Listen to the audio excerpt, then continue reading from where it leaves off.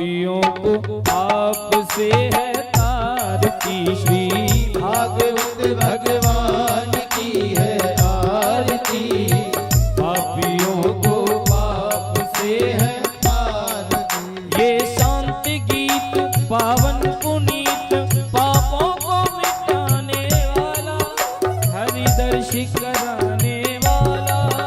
ये शांति गीत पावन पुनीत, पापों को मिटाने वाला, हरिदर्श कराने वाला। ये शांति गीत पावन पुनीत, पापों को मिटाने वाला, हरिदर्श कराने वाला। ये शांति गीत पावन पुनीत, पापों को मिटाने वाला, हरिदर्श कराने वाला। ये सुख करनी ये दुख हरणी, ये सुख करनी ये दुख हरनी। श्री मधुसूदन की आरती, पापियों को पाप से है तारती। श्री भागवत भगवान की है आरती, पापियों को पाप से है तारती। ये मधुर बोल जगपंथ खोल, सद्मार्ग बताने वाला, बिगड़ी को बनाने वाला। ये मधुर बोल जगपंथ खोल, सद्मार्ग दिखाने वाला, बिगड़ी को बनाने वाला। ये मधुर बोल जगपंथ खोल, सद्मार्ग बताने वाला, बिगड़ी को बनाने वाला।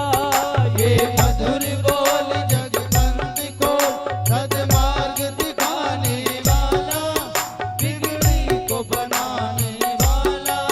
श्री राम यही घनश्याम यही, श्री राम यही घनश्याम यही, घनश्याम यही मेरे राम यही, घनश्याम श्याम यही मेरे राम यही। प्रभु महिमा की है आरती, पापियों को पाप से है तारती। श्री भागवत भगवान की है आरती, पापियों को पाप से है तारती। कर्पूर गौरम करुणावतारम, संसार सारम भुजगेन्द्रहारम, शतावसंतम हृदयारविंदे, भवं भवानी सहितं नमामि। त्वमेव माता च पिता त्वमेव, त्वमेव बन्धुः च सखा त्वमेव, त्वमेव वेदा द्रविणं त्वमेव, त्वमेव सर्वं मम देवदेव, त्वमेव सर्वं मम देवदेव, त्वमेव सर्वं मम देवदेव। जलेन शीतले गणं मन्त्रपुष्पाञ्जलिः। हरिः ओं नः जग्नेन जगमय जन्त देवस्थान धर्मान् प्रथमान्न सन्नादे हनाकं हिमानः सजन्त्र पूर्वे शाध्याः सन्ति देवाः। हरिः ओं एकदन्ताय विद्महे वक्रतुण्डाय धीमहि तन्नो श्रीदन्ते प्रचोदयात्। हरिः ओं नन्दनन्दनाय विद्महे यशोदानन्दनाय धीमहि तन्नः श्रीकृष्णः प्रचोदयात्। श्रीवन्दिकामकुलचम्पकपाटलब्जे पुनः गजाति करवीलरसालपुष्पै बिल्वप्रवालतुलसीदलमञ्जरी विश्वं पूजयामि जगदीश्वर मे प्रसीद। नानासुगन्धिपुष्पाणि यथा कालो भवानि च पुष्पाञ्जलिमया दत्त ग्रहाणा परमेश्वरः।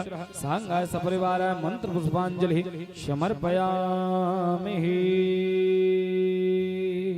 बोली भक्तवत्सल भगवान की, भागवत महापुराण की, यज्ञ नारायण भगवान की, शिवृंदावन धाम की, श्री मिथिला धाम की, श्री बांके बिहारी लाल की जय जय श्री राधे श्याम। सभी पुनः अपने अपने जगह पर बैठ करके आज बड़ी सुंदर आप हम सभी भगवान श्री बाल कृष्ण लाल के प्राकट्य उत्सव की पावन कथा श्रवण करेंगे। आज वर्षों पूर्व जो गोकुल में ठाकुर जी का प्राकट्य उत्सव बड़े धूमधाम से हर्षोल्लास से आनंद में जो मनाया गया, आज आप हम सभी भी बड़े ही धूमधाम से ठाकुर जी का प्राकट्य उत्सव उसी प्रकार मनाएंगे। तो सभी भक्त वृंदों से मेरा निवेदन, आप सभी यथास्थान बैठकर भगवान की बड़ी सुंदर दिव्य बड़ी सुंदर पावन कथा पूज्य देवी जी की सुमधुर वाणी में आप हम सभी श्रवण करेंगे। जहां तहां जो भक्त घूम रहे, मेरा सभी से निवेदन है आप सभी भी यथास्थान बैठ करके भगवान की पावन कथा श्रवण करेंगे। सभी से मेरा निवेदन है सभी अपनी अपनी जगह पर बैठ जाएं। आज बड़ा ही सुंदर भगवान के बड़ी सुंदर दिव्य लीला दर्शन करेंगे आप सभी। बड़ी सुंदर प्राकट्य उत्सव आप हम सभी उनका मनाएंगे। तो मेरा निवेदन है सभी बैठ जाएं और बैठ करके दिव्य भगवान की कथा श्रवण करें। जय जय श्री राधे, जय जय श्री श्याम। बोली श्री वृंदावन बिहारी लाल की जय।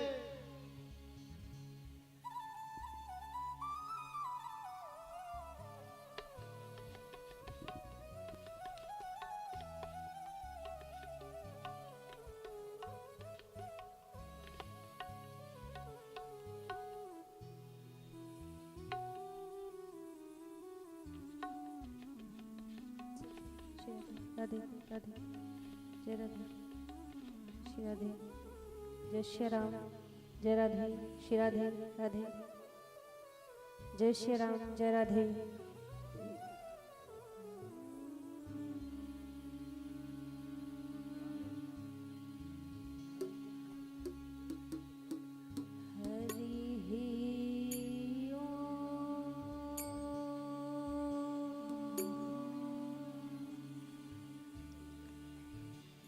नमो भगवते वासुदेवाय नमः। स्वस्ति श्री गणेशाय नमः।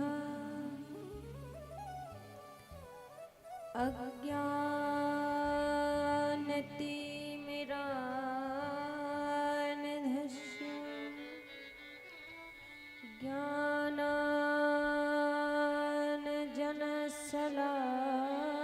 ज्ञानाञ्जनशलाकया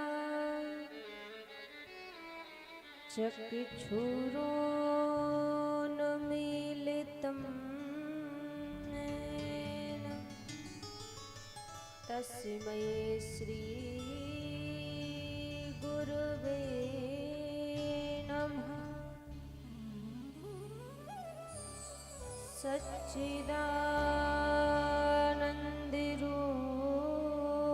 सच्चिदानन्दरूपाय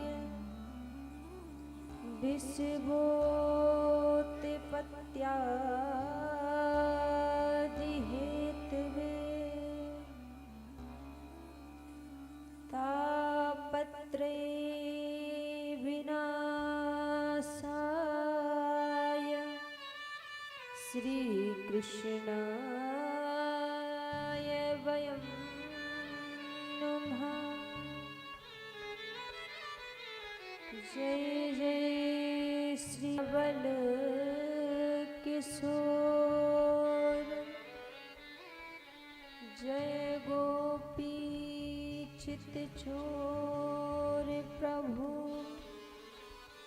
जय जय माखन चोर। आइए हनुमान जी विराजिए, कथा कहूँ मति अनुसार। प्रेम सहित आसन लाग्यो, विराजिए पवन कुमार। एक बार सभी लोग महामंत्र बोलेंगे। हरे कृष्ण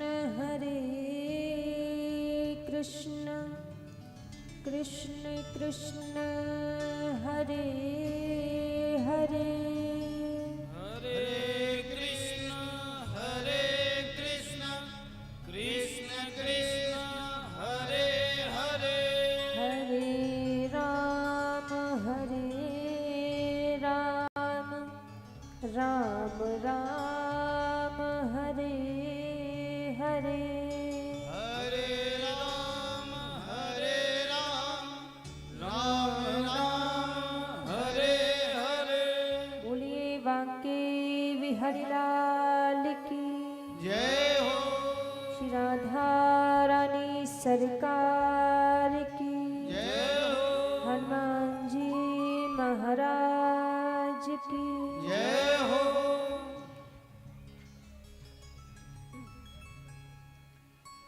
आइए सभी भक्तजन आज की परम पावन कथा में प्रवेश करने से पहले मन और वाणी को पवित्र करते हुए प्रभु को याद करते हुए सभी आज की परम पावन परम मंगलमय कथा में प्रवेश करेंगे। सभी बड़े भाव और प्रेम से मिलकर मन को चित्त को प्रभु के चरणों में लगाते हुए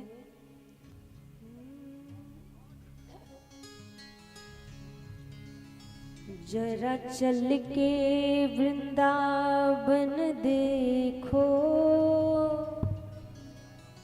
जरा चल के वृंदावन देखो, श्याम बंसी बजाते मिलेंगे। जरा चल के वृंदावन देखो, श्याम बंसी बजाते मिलेंगे। जरा चल के वृंदावन देखो, श्याम बंसी बजाते मिलेंगे। जरा चल के वृंदावन देखो, श्याम बंसी बजाते मिलेंगे।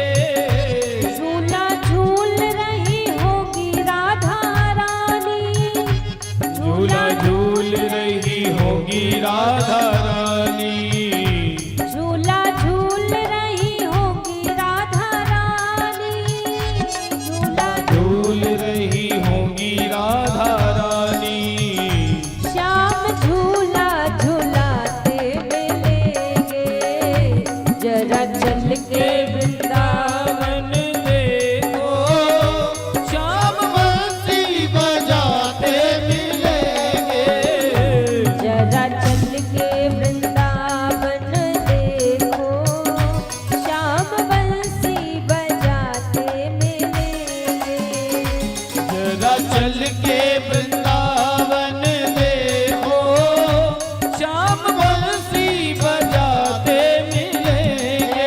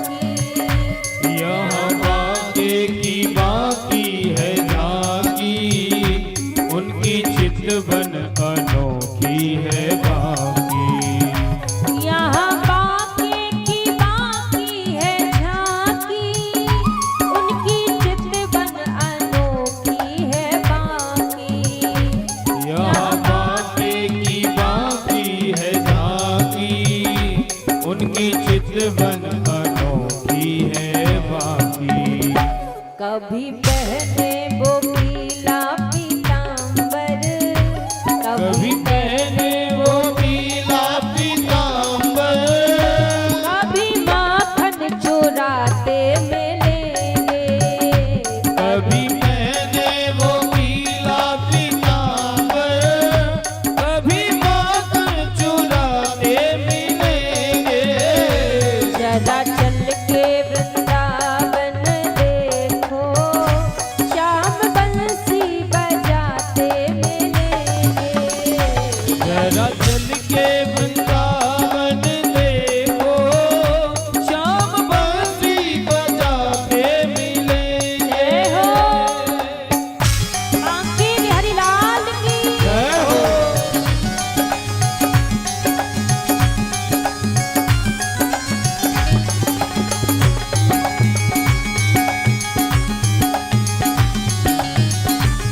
बांके बिहारी लाल की। जय हो। ताली सेवा करते हुए सभी।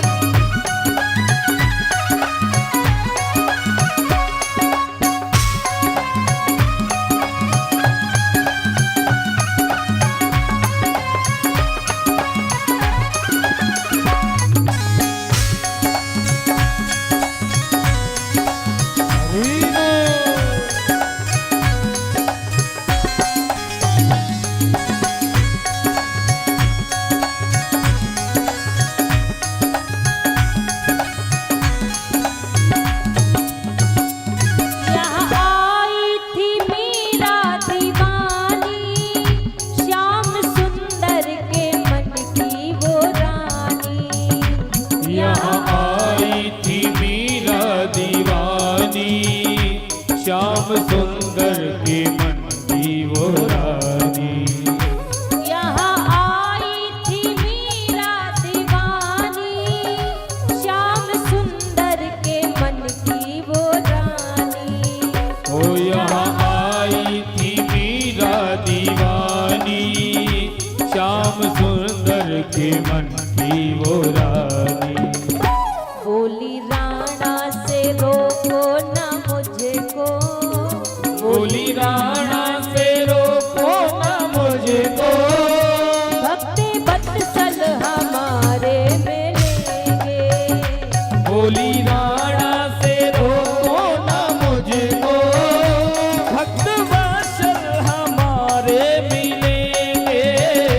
जरा चल के वृंदावन देखो, श्याम बंसी बजाते मिलेंगे। जरा चल के वृंदावन देखो, श्याम बंसी बजाते जय हो। मिलेंगे। ताली सेवा करते हुए सभी।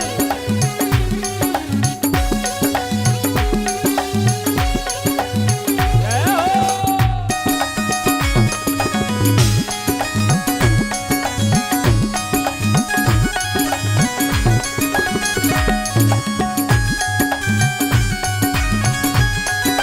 हरि ओम।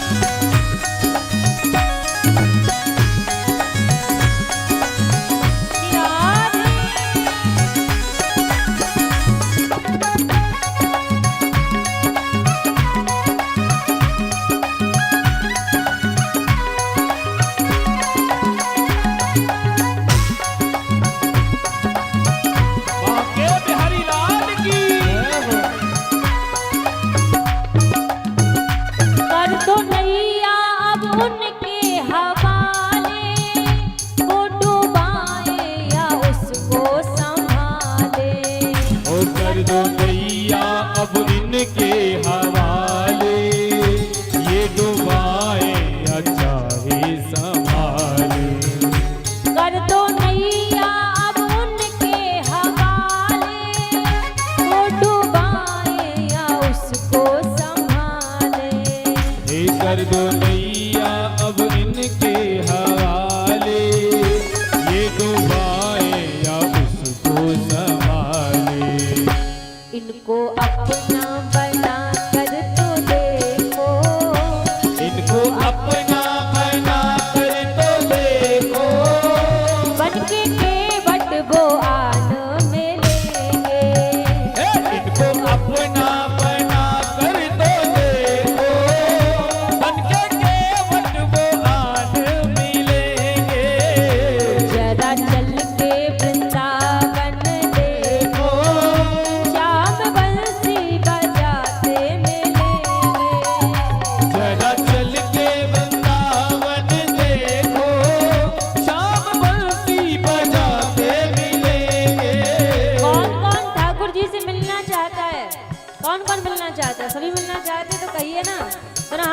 खड़े करके मिलके सभी जरा चल के जरा चल के जरा चल के वृंदावन देखो श्याम बंसी बजाते मिलेंगे जरा चल के वृंदावन देखो श्याम बंसी बजाते मिलेंगे जरा चल के वृंदावन देखो श्याम बंसी बजाते मिलेंगे जरा चल के वृंदावन देखो श्याम बंसी बजाते मिलेंगे जरा चल के वृंदावन देखो श्याम बंसी बजाते मिलेंगे जरा चल के वृंदावन देखो श्याम बंसी बजाते ऐसे नहीं मिलेंगे एक बार दोनों हाथ ऊपर खड़े करें सभी और श्री राधा रानी का नाम गाते हुए आज की कथा में प्रवेश करेंगे सभी जय राधे राधे राधे राधे जय राधे राधे राधे राधे जय राधे राधे राधे राधे जय राधे राधे जय राधे राधे जय राधे राधे जय राधे राधे जय राधे राधे जय राधे राधे जय राधे राधे जय राधे राधे जय राधे राधे जय राधे राधे जय राधे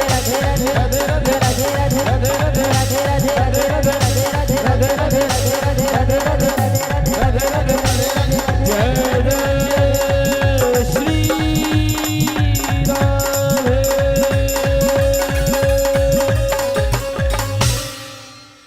बोलिए राधा रानी सरकार की जय हो की बिहारी लाल की जय हो। आइए सर्वप्रथम मेरे परम आराध्य अकारण करुणा वरुणालय अनंत कोटि कल्पतरु पीतांबरधारी श्री राधा रमण लाल जी के पावन चरणों में प्रणाम करते हुए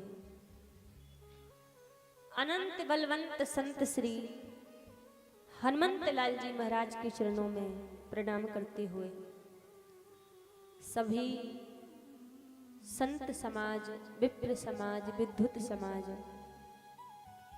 कथा में उपस्थित सभी भक्तजनों के हृदय में विराजित मेरे लोक लोचन सावरी सरकार के श्री चरणों में व्यासपीठ की ओर से वंदन प्रणाम करती हूँ। आज चतुर्थ दिवस की पावन कथा में हम आप सभी प्रवेश करेंगे। कल हम आप सभी ने बड़े ही भाव प्रेम से भगवान भोलेनाथ मां परम्बा का विवाह उत्सव मनाया। अनेकों चरित्र अनेकों कथाएं कल हम आप सभी ने श्रवण की। महाराज प्रभु को यदि जल्दी प्राप्त करना हो, भगवान को यदि जल्दी पाना हो, तो ऐसा कौन सा साधन है जिस साधन को अपनाकर हम प्रभु को जल्दी प्राप्त कर सकें? ऐसा संसार में कोई साधन तो होगा, कोई मार्ग तो होगा। मानस में बाबा तुलसीदास जी कहते हैं, मिला ही न रघुपति बिन अनुरागा, बिन अनुरागा किए जोग तप ज्ञान विरागा। मिलहि न रघुपति बिन अनुरागा, बिन अनुरागा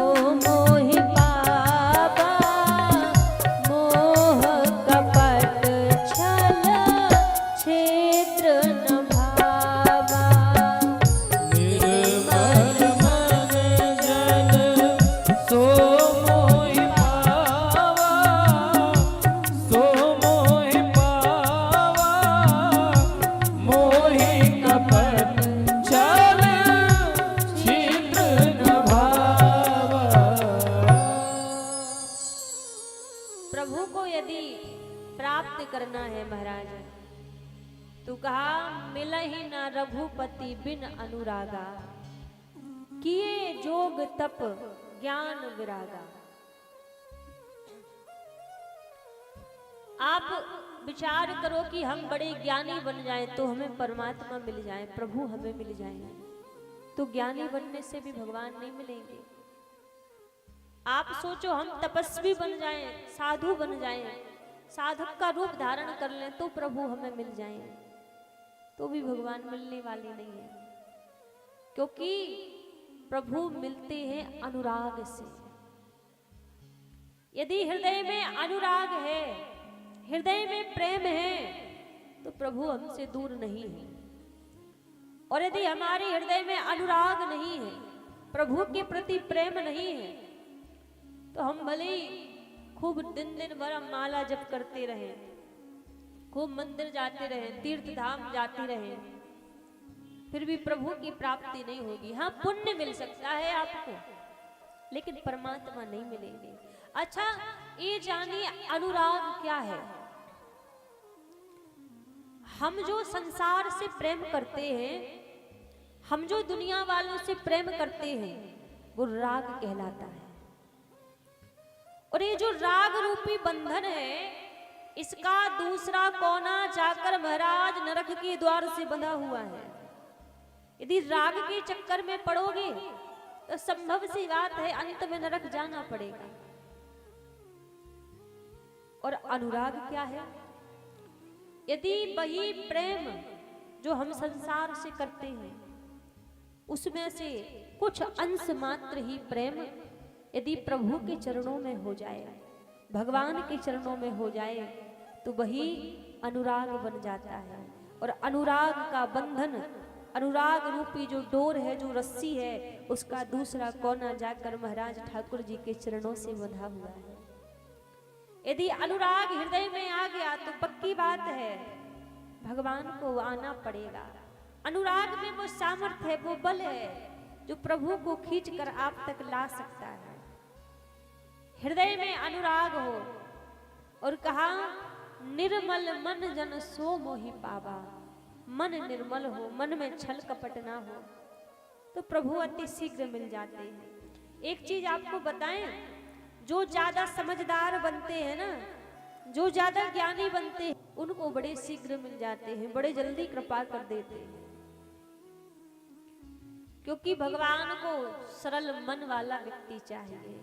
हृदय में छल कपट भरा हो, खूब संसार में तेज बन रहे हो, हम खूब समझदार बन रहे हो, सोचे भगवान को पालें, प्रभु को प्राप्त कर लें, तो भगवान मिलने वाले नहीं है। क्योंकि जो हृदय से सरल होता है, स्वभाव से पवित्र होता है, परमात्मा उसी को प्राप्त होते हैं, उसी को प्रभु मिलते हैं। एक बड़ी सुंदर कथा आती है भक्तमाल में। एक भोंदू भगत हुए हैं, नाम तो उनका कुछ अलग था, पर भोंदू के नाम से जाने गए हैं, तो भोंदू भगत ही उन्हें कहते हैं। वृंदावन में रहा करते थे। ये बात, ये जो कथा है, ये कोई द्वापर त्रेता की कथा नहीं है, इसी कलिकाल की बात है। कुछ समय, ज्यादा से ज्यादा 200 वर्ष पुरानी बात होगी, 150-200 वर्ष पुरानी बात है। भोंदू बड़े सीधे साधे वृंदावन में एक आश्रम में रहा करते थे, और जिन गुरुजी के आश्रम में रहते, उनकी गैया चराने के लिए जाया करते थे, गौ सेवा किया करते, बिल्कुल सीधे साधे। यदि कोई बोले भोंदू से कि गलत बात को भी यदि सत्य कहने को बोल दे, तो भोंदू सोचता था कि हाँ ये सत्य ही है, ऐसा ही होगा। दिन हो और कोई कह दे भोंदू ये दिन नहीं है, रात है, तो कह देता कि शायद मेरी नजरों का दोष होगा, ये रात ही होगी। इतना सरल स्वभाव, इतना सीधा साधा, हृदय में बिल्कुल छल कपट नहीं। वृंदावन में रहता, भांडीर वन में नित्य प्रति गौचारण लीला के लिए जाया करता, गैया चराने के लिए। आश्रम में नित्य प्रति सत्संग होता था। आज क्या हुआ, थोड़ा सा जल्दी गौचारण लीला करके गैया चरा के जल्दी से लौट के आ गया, तो गुरुजी का सत्संग चल रहा था। जब गुरुजी का सत्संग चल रहा था, तो भोंदू आके महाराज सत्संग में बैठ गया। अब सत्संग में इनके गुरुजी बाल लीलाओं का प्रभु की वर्णन कर रहे थे, ठाकुर जी की बाल लीलाएं सुना रहे थे। उन बाल लीलाओं में श्रवण करा रहे थे महाराज कि आज भी ठाकुर जी भांडीर वन में गैया चराने के लिए आते हैं। हजारों दिव्य तेजस्वी गाय भगवान के संग में होती है, मोर मुकुट धारण करके, पीली पीतांबरी धारण करके, काली कावर ओढ़ के आज भी प्रभु भांडीर वन में गैया चराने के लिए आते हैं। तो ये लीला श्रवण करा रहे थे। अब कथा पूरी हो गई, सत्संग पूरा हो गया। आज तक कभी प्रश्न नहीं करता था भोंदू अपने गुरुजी से, लेकिन आज भोंदू गुरुजी से प्रश्न कर रहा है, गुरुदेव मैं भी तो भांडीर वन में गैया चराने के लिए जाता हूँ। आपने अभी जिन श्याम सुंदर के बारे में बताया, मुझे तो वो वहां पर कभी नहीं मिले। अब गुरुजी को लगा सीधा साधा है, इसको कहाँ ज्ञान की बात समझ में आएगी। तो गुरुजी ने कह दिया, बेटा आते तो वो वही हैं, पर हो सकता है आज तक कभी तुम्हें सन्मुख ना मिले हो। एक कहने लगा, हाँ गुरुजी आप सच कह रहे हैं, आते तो होंगे, आप झूठ थोड़ी ना कहेंगे, बस मुझे ही नहीं मिले होंगे। रात्रि हुई, पूरी रात भर आज वही चिंतन भोंदू के हृदय में चल रहा कि कल तो मैं पक्का उनको देख कर रहूंगा, ढूंढ कर रहूंगा, आखिर वो आते कहाँ हैं। इतना सरल स्वभाव हृदय का। भोर की बेला हुई, आश्रम से सारी गैयों को लिया और भांडीर वन की ओर चले। अब जैसी भांडीर वन की ओर चले महाराज, गैया तो इधर उधर घूमने लगी। अब एक पेड़ के नीचे भोंदू बैठे हैं और चारों तरफ घूम घूम के देख रहे हैं, उठ उठ कर देख रहे हैं कि आखिर करे जब इस भांडीर वन में वो श्याम सुंदर आते हैं तो मुझे क्यों नहीं दिखते, मुझे क्यों नहीं मिले आज तक। और बार बार ये भी सोचते कि झूठ नहीं हो सकता, क्योंकि गुरुजी ने कहा है, गुरुजी ने कहा है तो सच ही कहा होगा, बात झूठ नहीं होगी। चारों तरफ देख रहे हैं। अब उदास होकर वहां बैठ गए। हो सकता है इतना बड़ा भांडीर वन है, किसी और जगह जाते होंगे।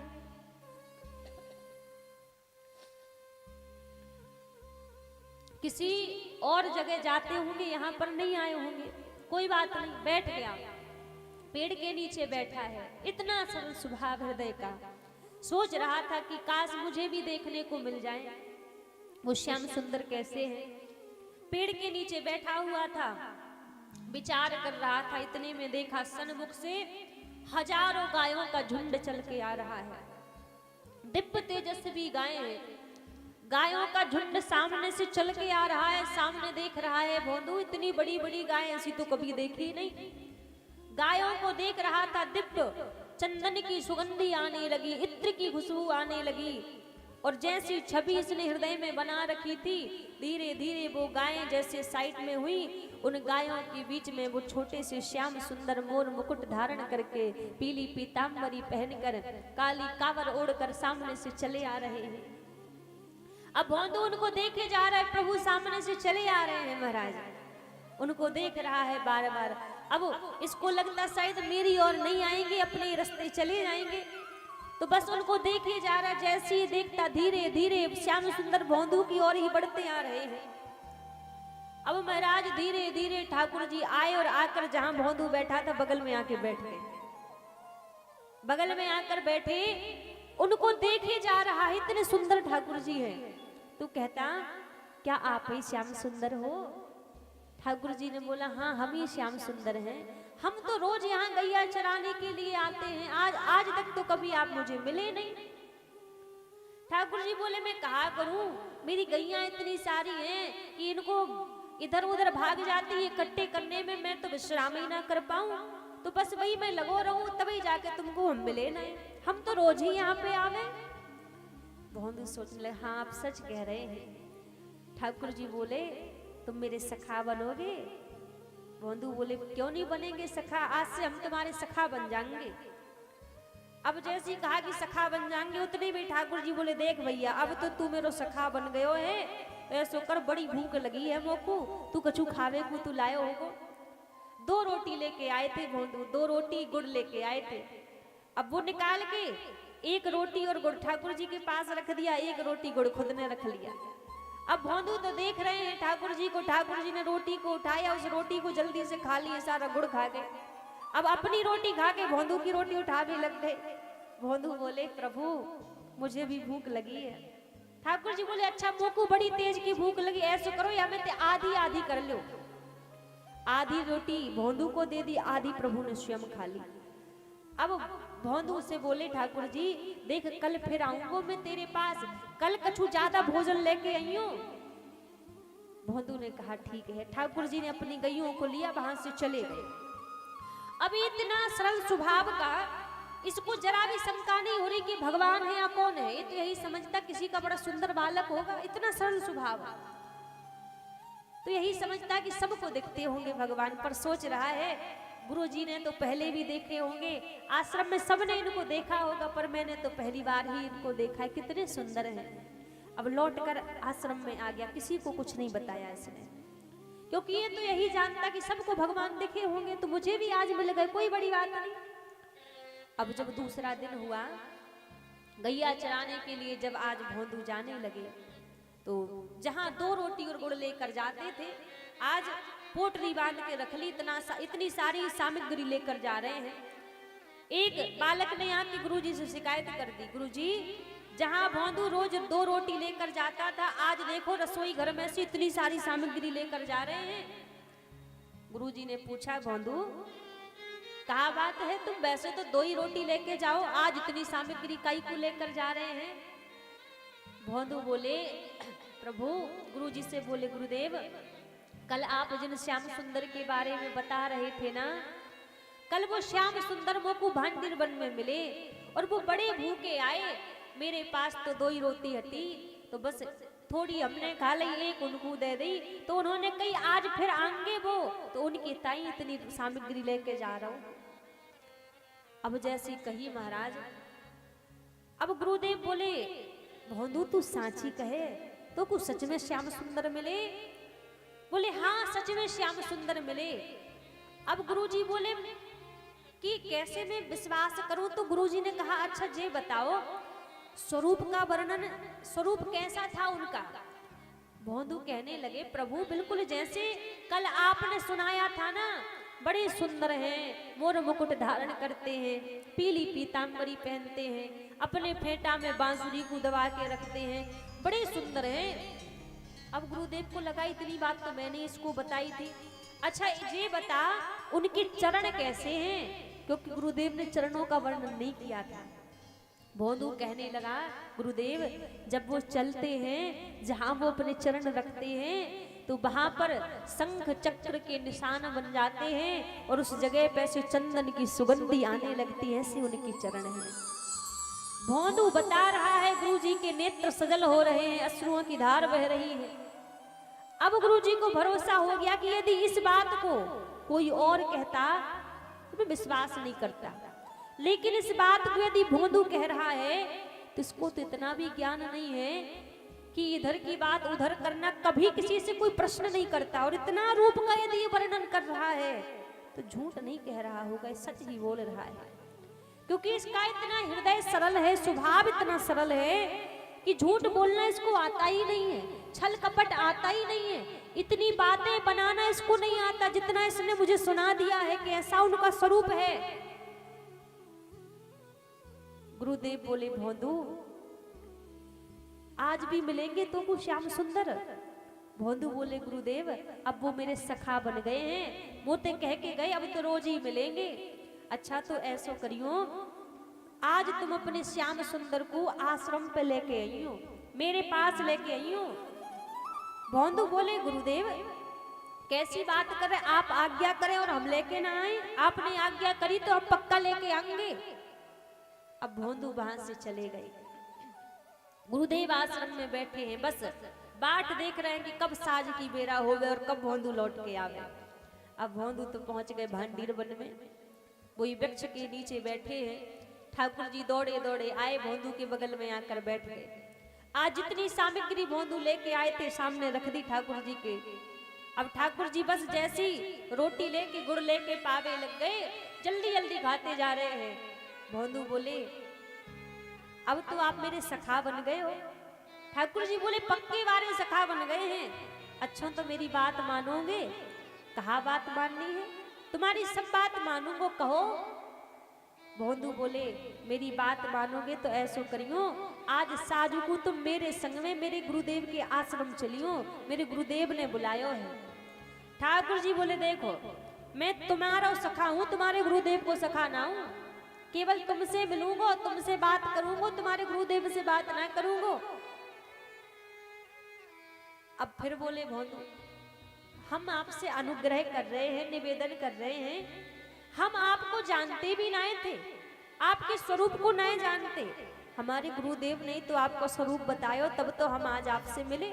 आप हमसे मिलते नहीं तो हमारी मित्रता कैसे होती, हम सखा कैसे बनते, और आप गुरुजी के पास जाने ते मना कर रहे हो। ठाकुर जी फिर बोले देखो भोंदू तुम जब कहोगे, जितनी समय कहोगे तुम ते मिलवे आ जाऊंगा, पर तुम्हारे गुरुदेव ते नहीं मिलूंगा। अब भोंदू तो बड़े सीधे साधे, जो रोटी हाथ में ले रखी थी ठाकुर जी ने, वो रोटी छीन ली। लाओ जो रोटी खा रहे हो, जी गुड़ खा रहे जो हमारे गुरुदेव को है, या सब सभी छोड़ दो, सब ले लियो। भोंदू ने यदि हमारे गुरुदेव से नहीं मिलोगे तो आज से अवई से हमारी तुम्हारी मित्रता खत्म। आज के बाद कबो हमसे मिलियो मत, हमारे सामने मत आइयो। ठाकुर जी मनी मन सोच रहे हैं ये कितना भोला भाला है, ये बोल रहा है मेरे सामने मत आइयो। यहाँ जन्म बिता देते हैं ऋषि जन तपस्या करके कि एक बार सामने आ जाए प्रभु, और इसके सामने बैठे हैं। भोलापन, हृदय की सरलता देखो। कह रहा आज से मेरे सामने मत आना, जो हमारे गुरुदेव को ना जाने हम उनको ना जाने। अब तो जैसी कहा भोंदू वहां से खड़े भये और अपनी गैयाओं को एक साइड में किया और माते जावे लग गए।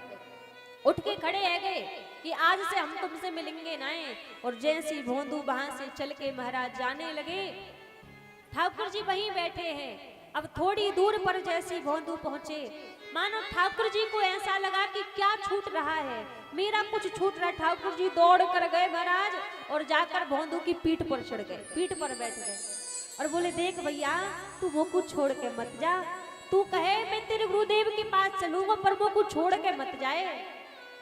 ठाकुर जी कंधे पर बैठे हैं भोंदू के, और साज की बेरा हुई महाराज।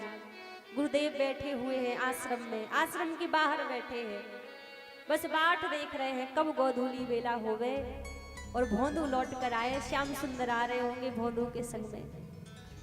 अब महाराज गुरुदेव तो बाट देख रहे थे कब प्रभु आवे, कब प्रभु आवे। इतने में हजारों गायों का झुंड, भोंदू इतनी गाय लेकर जाता था, वो गाय चली आ रही है। बीच में भोंदू आ रहा है और जैसे थोड़ी निकट को भोंदू आया, देखा गुरुदेव ने भोंदू की पीठ पे चढ़ के बैठकर वो श्याम सुंदर चले आ रहे हैं। जो स्वरूप कभी हृदय में विचार किया करते थे, आज वो स्वरूप सन्मुख आ रहा है। एक क्षण को देखकर तो गुरुदेव बेहोश हो गए, मूर्छित होकर गिर पड़े। क्योंकि हर व्यक्ति भगवान के उस दिव्य छटा का थोड़ी ना दर्शन कर सकता है, हर व्यक्ति थोड़ी ना उसको देख सकता है। एक क्षण के लिए तो मूर्छित होकर गिर पड़े गुरुदेव। जब भोंदू निकट आए हुए आज अपने सिंहासन पर श्याम सुंदर को बिठायो है, भोंदू को बिठायो है। आज गुरुदेव श्याम सुंदर का पूजन नहीं कर रहे हैं, ठाकुर जी को नहीं निहार रहे हैं। भोंदू के चरणों में गिरकर ठाकुर इनके गुरुदेव रोने लगे। भोंदू के चरणों में गिरकर रो रहे हैं और प्रभु से कहते मैंने तो जीवन पर्यंत आपकी सेवा की है, जीवन भर आपकी सेवा में मैंने बिता दिया, लेकिन आपने कभी मेरे ऊपर अनुग्रह नहीं किया, मेरे ऊपर कभी आपने कृपा नहीं की। और आज इस भोंदू के भोलेपन से रीझ कर, इसकी सरलता से रीझ कर आज आप मेरे सन्मुख बैठे हुए हैं, तो पहले भोंदू को प्रणाम कर रहे हैं महाराज। ऐसा हमारे ठाकुर जी का स्वभाव है, सरलता पर प्रभु बड़े शीघ्र रीझ जाते हैं, बड़े अति शीघ्र। आप ज्ञानी बनोगे, तपस्वी बनोगे, भगवान नहीं देखेंगे। क्योंकि विचार कीजिए, आपके घर में दो बालक हैं, एक बड़ा सीधा साधा है, बिल्कुल सरल है, और दूसरा समझदार है, ज्ञानी है, तो आपको चिंता किसकी ज्यादा होगी? किसकी चिंता होगी? जो सीधा साधा है। ज्ञानी की चिंता नहीं होगी, क्योंकि ज्ञानी तो समझदार है, अपने आप जीवन संभाल लेगा। लेकिन चिंता जो सीधा साधा है, जो भोला है, उसकी चिंता ज्यादा होगी। उसी प्रकार जो ज्ञानी होता है, समझदार होता है, भगवान उसकी चिंता नहीं करते। प्रभु कहते तो संभल जाएगा। भगवान रीझते हैं भोलेपन पर, सीधेपन पर। आज उस भोलू के महाराज उस भोलेपन पर ठाकुर जी रीझ गए। जहाँ जन्म बिता दिए गुरुदेव ने, उनकी तपस्या में, उनके पूजन में, उनको तो कभी मिले नहीं। इसलिए भगवान मिलते हैं केवल मात्र सरलता से। हृदय सरल हो, छल कपट हृदय में ना हो। जिसकी हृदय में सरलता आ जाए, विनम्रता आ जाए, ठाकुर जी फिर आने में देरी नहीं करते महाराज। उनका इतना अनुग्रह हम सभी के ऊपर है, इतनी कृपा हमारे ऊपर है कि अपनी लीला हमें श्रवण कराने के लिए दे रहे हैं, अपने स्वरूप का दर्शन करने के लिए हमें दे रहे हैं, अपनी सेवा कराने का अवसर हमें दे रहे हैं। आज मान लो आपके घर में या हमारे घर में ठाकुर जी हैं, तो हमें लग रहा है कि हम उनकी सेवा कर रहे हैं ठाकुर जी की, लेकिन सत्य बात ये नहीं है कि हम सेवा कर रहे हैं। सत्य बात तो ये है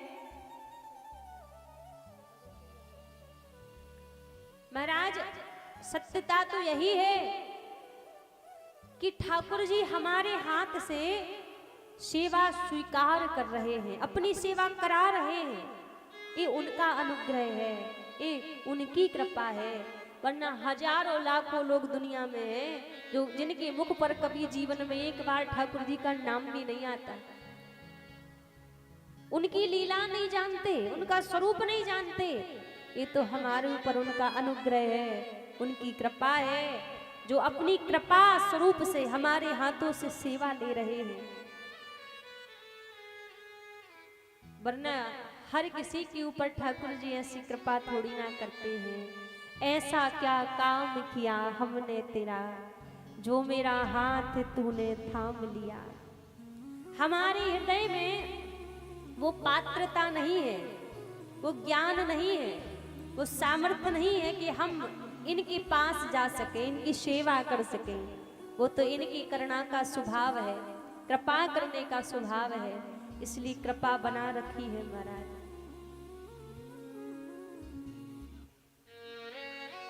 ऐसा क्या काम किया हमने तेरा, जो मेरा हाथ तूने थाम लिया। ऐसा क्या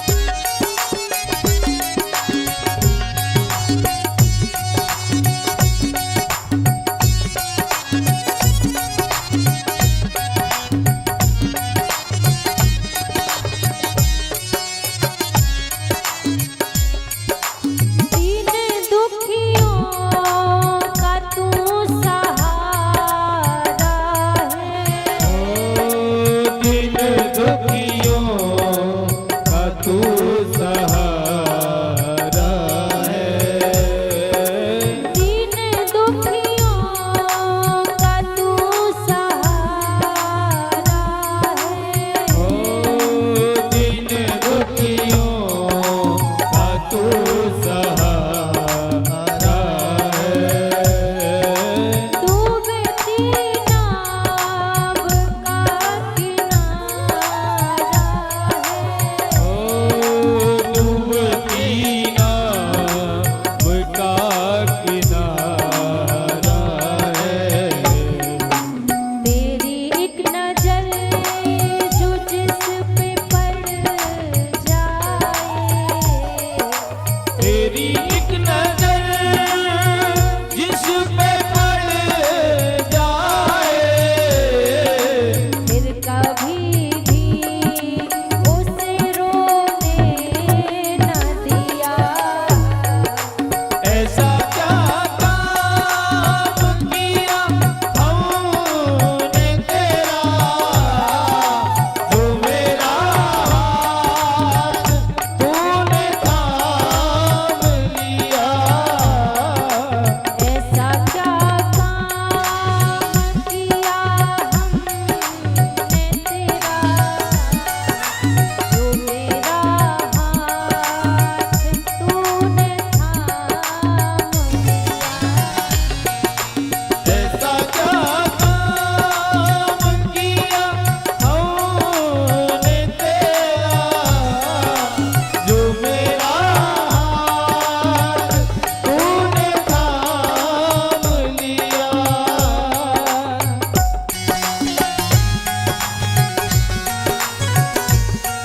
करुणामयी सरकार की, जय हो, राधा रमण लाल की। जय हो।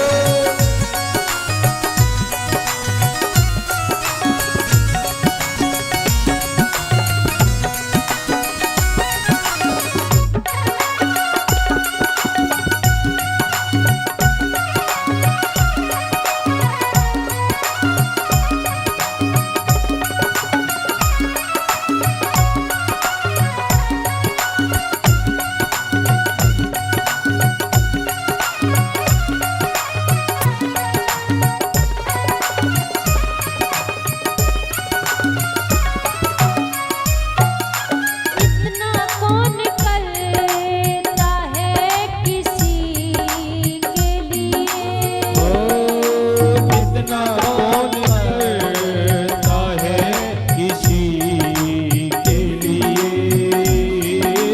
इतना कौन करता है किसी के लिए। ओ इतना कौन करता है किसी के लिए। जितना तूने कर दिया है मेरे लिए। ओ जितना तूने कर दिया है मेरे लिए। देखो संसार वाले ना एक उपकार यदि हमारे ऊपर कर दे, थोड़ी सी तकलीफ में यदि सहायता कर दे, 50 बार गिना देंगे हमने आपके लिए किया है। हम ऐसे दुख के समय में आपके काम आए थे, लेकिन हमारे प्रभु की आदत कैसी है, करते तो हैं लेकिन भूल जाते हैं। किसके लिए कितना किया है कभी उसका हिसाब नहीं रखते, उसकी गिनती नहीं रखते। आज प्रभु ने हमारे लिए जितना कर दिया है, इतना कोई बिना स्वार्थ के बिना मतलब के कोई करेगा। इतना सुंदर संसार दिया है, परिवार दिया है, सही सलामत हाथ पैर दिए हैं, सुख दिया है, वैभव दिया है, सब कुछ प्रभु ने दिया है। इतना संसार वाले कभी किसी के लिए इतना करें तो कितनी बार गिनाएंगे। लेकिन प्रभु का स्वभाव है, करते हैं भूल जाते हैं, इतने दयाल है, कर देते हैं, उपकार कर देते हैं, कृपा कर देते हैं और भूल जाते हैं। इस बात को सभी कहिए, दोनों हाथ ऊपर उठा के प्रभु से सभी कहिए, इतना कौन करता है किसी के लिए। ओ इतना कौन करता है किसी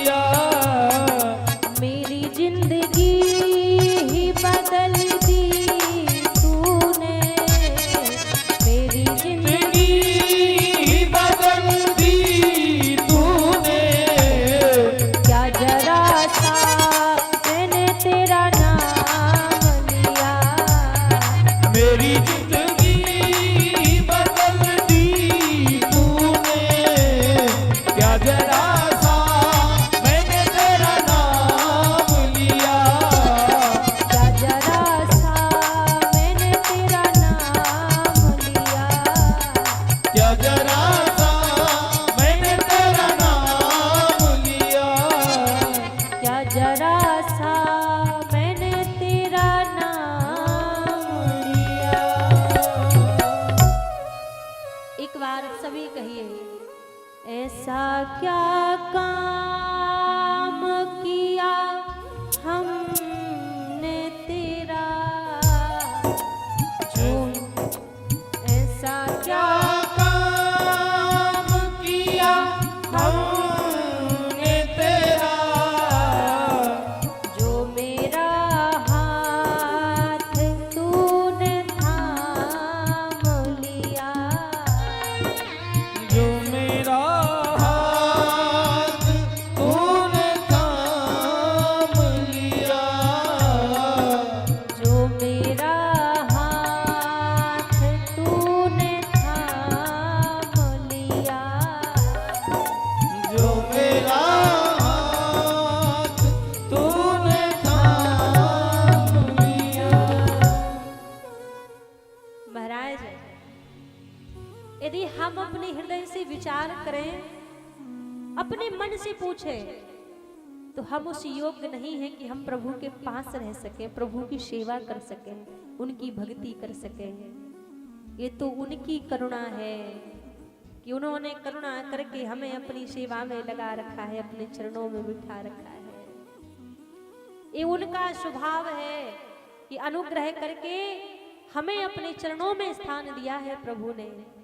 वरना हमारे गुणों को व्यक्ति अपने जीवन को सच्चाई से नापे देखे, तो वास्तव में हम तो सच्चे इंसान कहलाने योग्य भी नहीं है। भक्त कहना तो बहुत बड़ी बात है, हम सच्चे इंसान भी नहीं है। भक्त की तुलना तो बहुत ऊंची बात हो जाती है। ये तो उनकी करुणा है, उनकी कृपा है कि उन्होंने अपने चरणों में बिठा रखा है, अपना बना रखा है। ऐसा क्या काम किया हमने तेरा, जो मेरा हाथ तूने थाम लिया। मेरी हर खुशी का इंतजाम किया, क्या जरा सा मैंने तेरा नाम लिया। व्यक्ति एक बार प्रभु के नाम का उच्चारण करता है, उससे पहले प्रभु उसके निकट आके खड़े हो जाते हैं, उसके पास खड़े हो जाते हैं। इतने करुणा निधान है।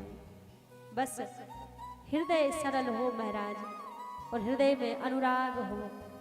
हृदय में अनुराग है, मन सरल है, छल कपट नहीं है, किसी के प्रति ईर्ष्या द्वेष भावना नहीं है, तो भगवान ऐसे भक्त के ऊपर बड़े जल्दी अनुग्रह करते हैं, बड़े जल्दी कृपा करते हैं। ये हमारे प्रभु का स्वभाव है।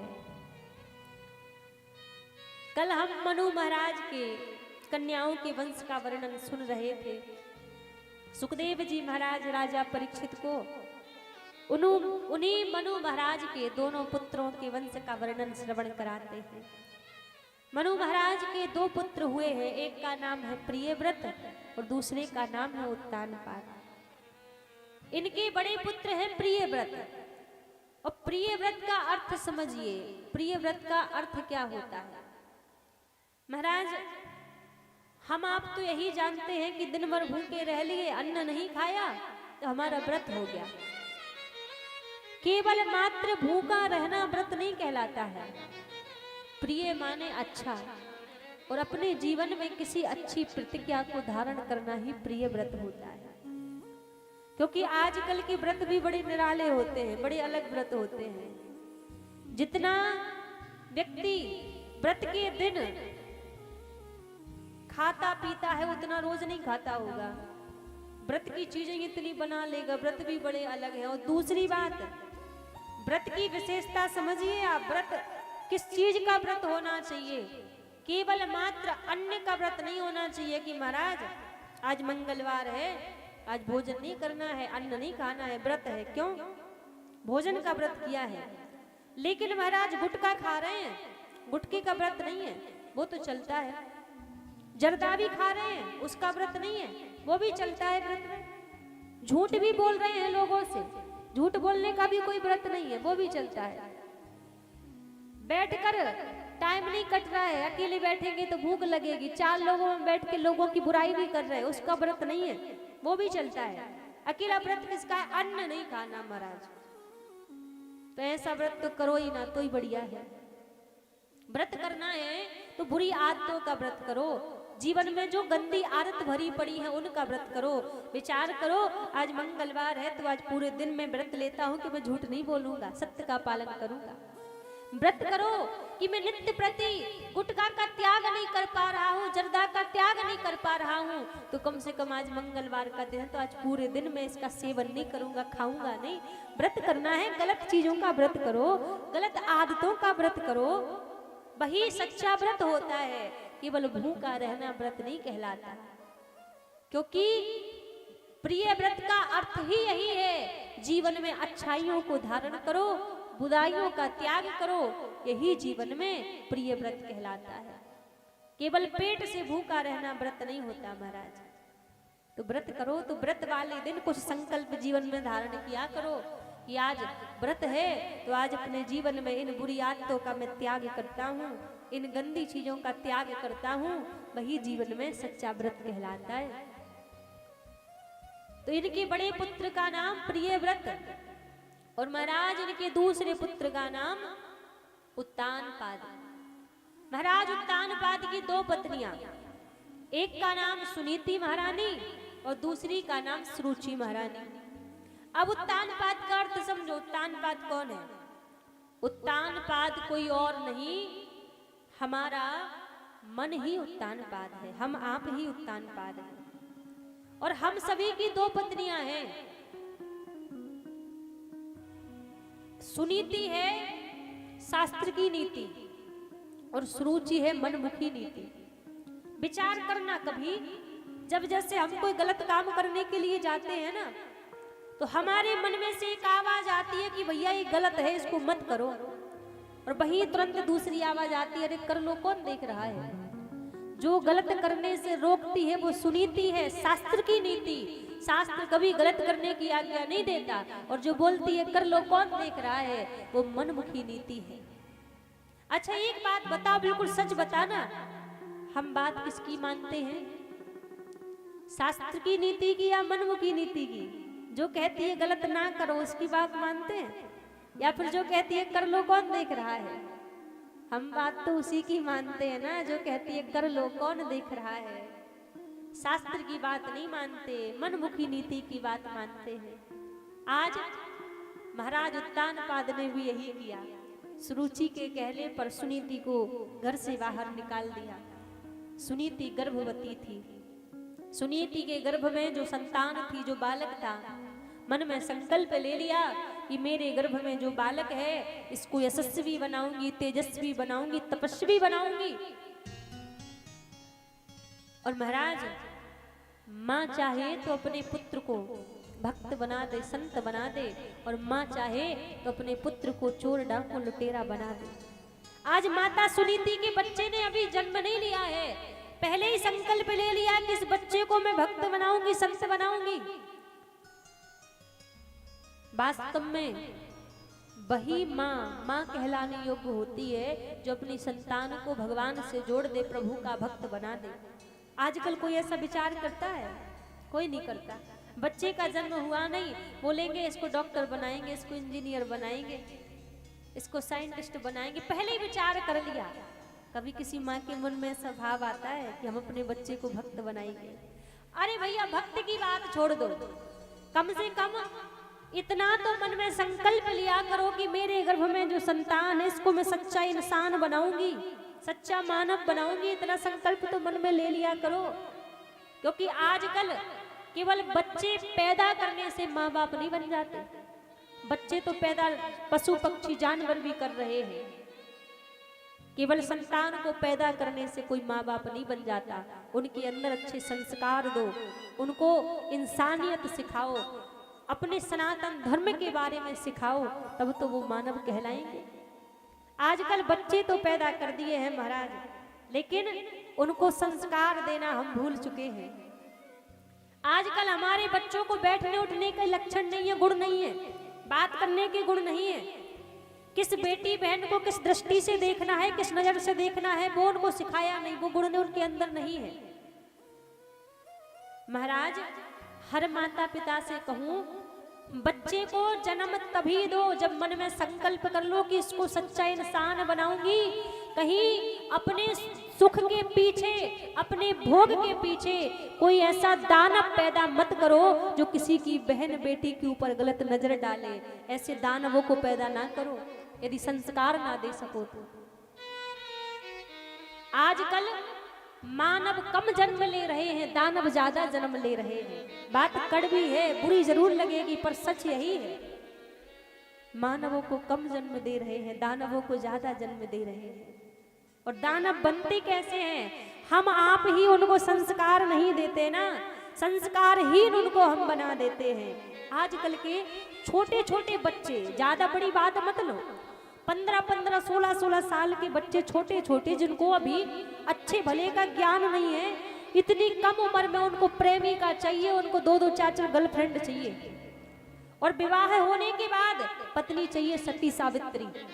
तो पेड़ से टपकेगी, आसमान से टपकेगी, ऐसा क्यों? बात हंसी की नहीं है। हमने अपने बच्चों को संस्कार विहीन कर दिया है, उनके अंदर संस्कार ही नहीं डाले, संस्कार दिए ही नहीं। आजकल तो और एक ट्रेंडिंग फैशन चल गया है और हमारी सरकार ने भी छूट दे दी है। लिविंग रिलेशनशिप में बच्चे रह रहे हैं, माता पिता खूब आजाद भी दे देते हैं कि हाँ बेटा रहो, कोई बात नहीं। आपकी लोगों की नजरों में भले ही अच्छी बात होगी, लेकिन महाराज ये जो भारत भूमि है ना, इसको विश्व गुरु कहा जाता था कि विश्व गुरु है। लेकिन विश्व गुरु वही भारत की भूमि थी महाराज, जहां पहले जब विवाह होता था ना, तो विवाह के पहले बहन बेटी को और बच्चे को आमने सामने दिखाया भी नहीं जाता था। बिना देखे माता पिता विवाह कर देते थे और जीवन पर्यंत वो उसी संबंध को निभाते थे।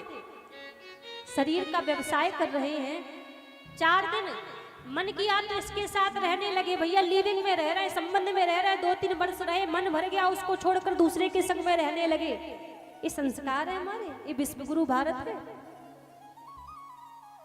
समर्पण, आत्मसमर्पण, मन का समर्पण केवल एक जगह होता है, बार बार हर जगह नहीं होता है महाराज।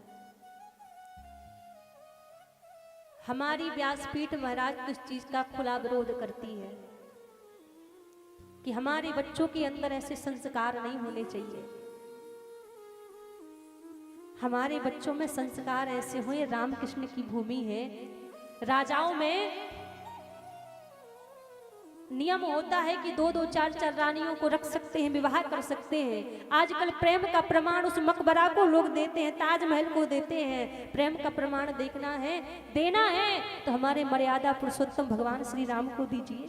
जीवन पर्यंत एक नारी को मां जगत जननी को धारण करके जीवन व्यतीत कर दिया। राजाओं में तो नियम है, 2 विवाह कर लो, 4 विवाह कर लो, कौन रोकने वाला है? प्रेम का प्रमाण देते हो ना, तो प्रभु श्री राम जी को दिया करो। आजकल के माता पिता, आप देखो, बच्चों की गलती बाद में है, इसमें माता पिता की गलती पहले है, क्योंकि हम संस्कार नहीं देते बच्चों को, हम सिखाते नहीं, अच्छे बुरे का हम उनको ज्ञान नहीं देते। बच्चे का जन्म हुआ, बढ़िया कॉलेज स्कूल में एडमिशन मिल गया, डाल दिया, निश्चिंत हो गए, अब तो पढ़ लिख जाएगा, सीख जाएगा। लेकिन एक बात आपसे कहें, स्कूल में किताबों की पढ़ाई पढ़ाई जाएगी, आपके घर के संस्कार नहीं सिखाए जाएंगे। बड़ों के साथ कैसा व्यवहार करना है, कैसे सम्मान से उनको रखना है, ये नहीं सिखाया जाएगा। किसको, बहन बेटी को कैसे देखना है, कैसे व्यवहार करना है, ये वहां पर नहीं सिखाया जाएगा। ये आपको स्वयं सिखाना पड़ेगा, ये आपकी जवाबदारी है। संतान आपकी है, बच्चे आपके हैं, तो जवाबदारी आपकी है कि आप सिखाओ।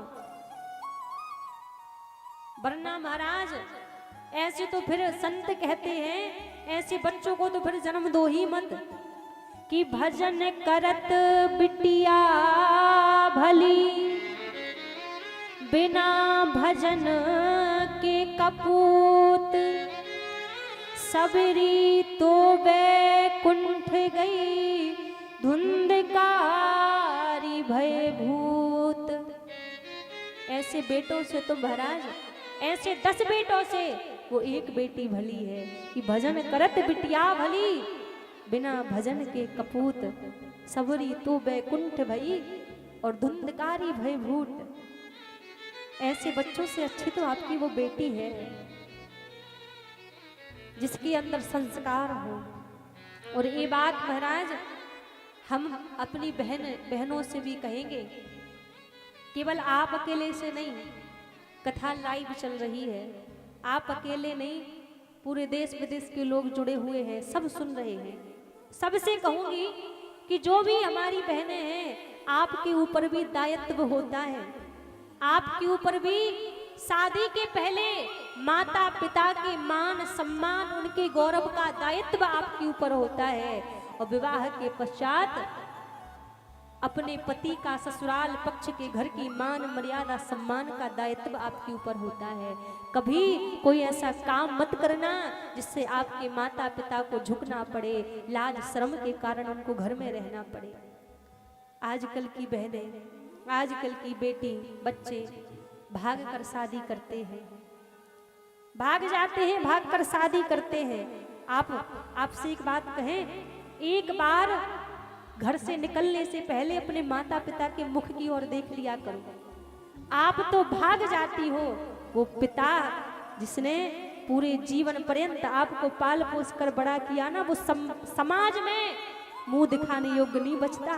जिस गली से निकलता है ना, लोग ताने देते, अरे इसकी बेटी भाग गई, इसका बेटा भाग गया। वो माँ जो खिला पिला के आपको बड़ा करती है, घर से बाहर नहीं निकल पाती। आपके कारण उस माँ के चरित्र पर उंगली उठती है कि अरे जैसी ऐसी माँ होगी, ऐसी जब बेटी निकली तभी तो बेटी भाग गई है। कभी ऐसा कोई काम मत करना कि जिससे माता पिता की नजरें शर्म से झुक जाएं, क्योंकि रुलाकर अपने माँ बाप को खुश तुम भी ना रह पाओगे। यदि माता पिता को रुलाओगे ना, तो रुलाकर अपने माँ बाप को खुश तुम भी ना रह पाओगे। जैसा करोगे व्यवहार अपने बच्चों से तुम भी वैसा ही पाओगे। जैसा तुम करोगे ना, कर्म की खेती है, लौट कर आएगी। आज लड़कों को, बच्चों को 19-20 साल माता पिता पाल पोस कर बड़ा करते हैं, और वो क्या कहते हैं, जिस बाप ने, जिस पिता ने उंगली पकड़ पकड़ कर चलना सिखाया, तुम्हें पाल पोस कर इतना बड़ा किया, जिसकी चप्पल घिस गई तुम्हारा भविष्य बनाने में, जिस माँ ने अपना पूरा जीवन गवा दिया तुम्हें संवारने में, और 2-4 साल के लड़का लड़की के मिलने पर तुम माँ बाप से कहते हो मैं तुम्हें छोड़ दूंगा, इसको नहीं छोड़ूंगा। शर्म आनी चाहिए, चुल्लू भर पानी में डूब कर मर जाना चाहिए ऐसे लोगों को, जिनको माता पिता का प्रेम दिखाई नहीं देता। 2 दिन से कोई लड़का मिल गया, 2 दिन से कोई लड़की मिल गई, उनका तुम्हें प्रेम दिखाई देता है।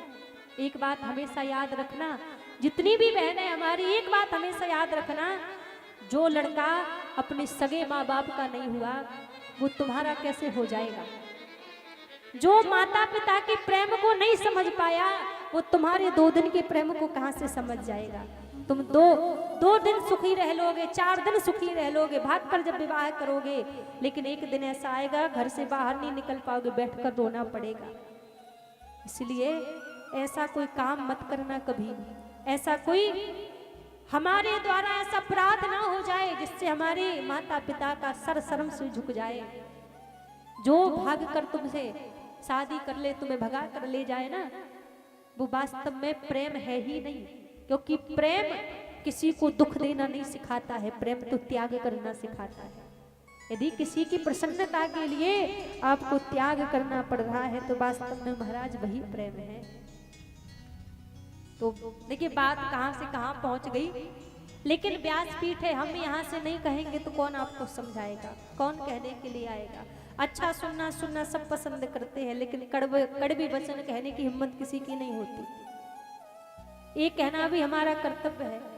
आप बड़ी बहन मानो, छोटी बहन मानो, जो भी आपको मानना, व्यवहार रखो, पर ये बात हमेशा याद रखना, जितनी बहनें हैं, जितने हमारे भैया जी लोग हैं, कोई काम ऐसा मत करना जिससे माता पिता को लाज शर्म से झुकना पड़े। और महाराज माता पिता भी बचपन से अपने बच्चों को संस्कार देना प्रारंभ करें, क्योंकि घड़ा जब कच्चा होता है ना, तब उसको जैसा ढालो वैसे ढल जाएगा। बड़ा होने के बाद, पकने के बाद लाख कोशिश कर लो, लाख प्रयास कर लो, कुछ होने वाला नहीं है फिर। इसलिए संस्कार बच्चों में बचपन से दिए जाते हैं। बाल अवस्था से बच्चों में संस्कार डाले जाते हैं। यदि बाल अवस्था में संस्कार नहीं दिए तो बुढ़ापे में बड़े होकर वो संस्कार फिर काम आने वाले नहीं है। फिर तो वो सीख गया जो उसको सीखना था। क्योंकि मानस कहती है, वही माँ वास्तव में माँ कहलाने योग्य है जिसने अपने गर्भ से जन्म दिए बालक या बालिका को भगवान के चरणों का दास बना दिया।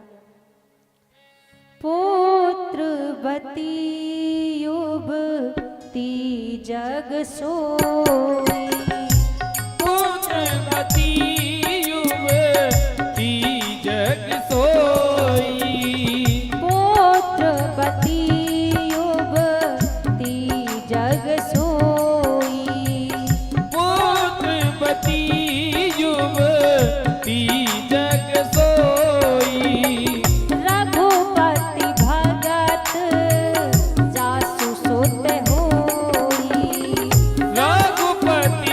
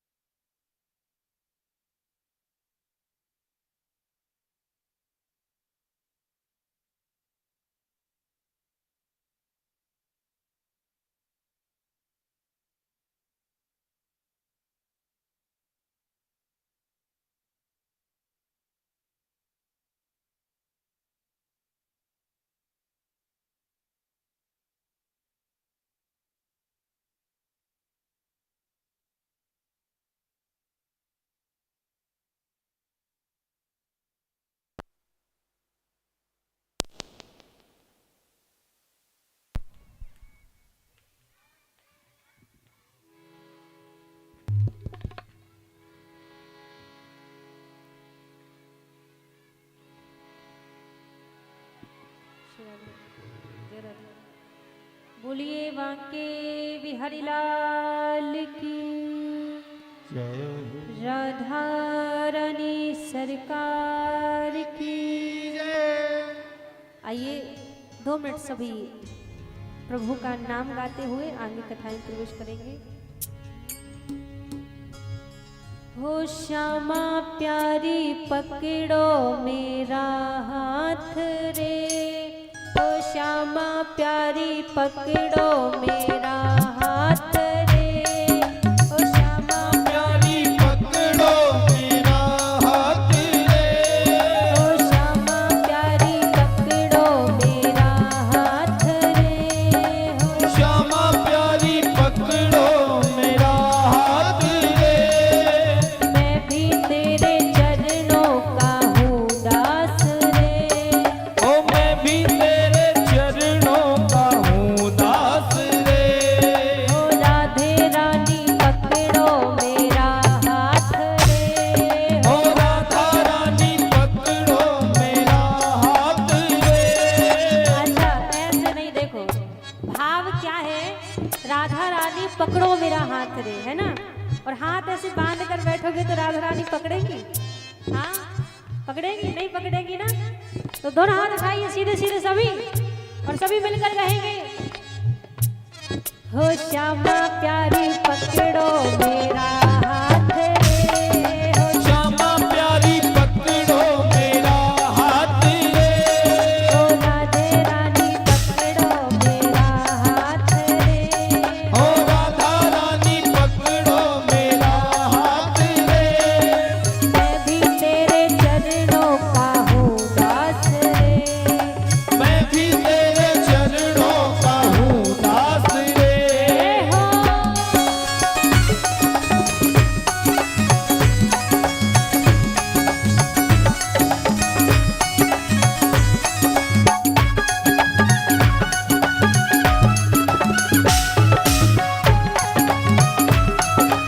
लाडली सरकार की।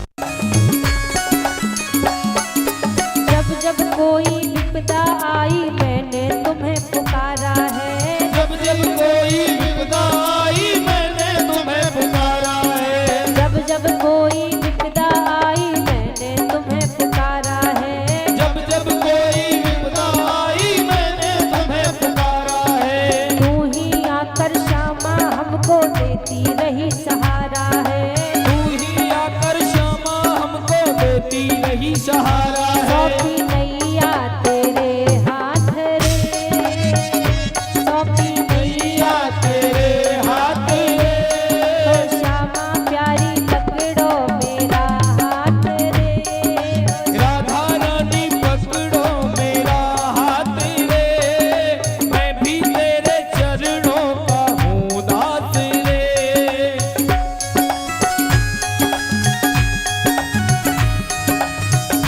जय हो दीपक जी।